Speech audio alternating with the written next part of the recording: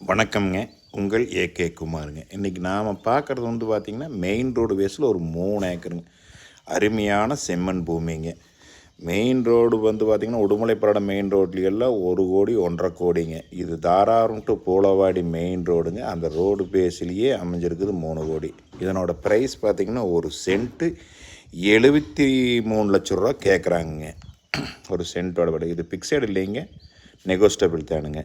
இது பாருங்க, அருமையான பூமிங்க. ஒரு இன்வெஸ்ட்மெண்ட்டு, ஒரு கம்பெனிஸு கட்டுறதுக்கு, குடோன் பர்பஸ்ஸு, பங்க்கு, இது மாதிரி எல்லாமே இது யூஸ் ஆகுங்க.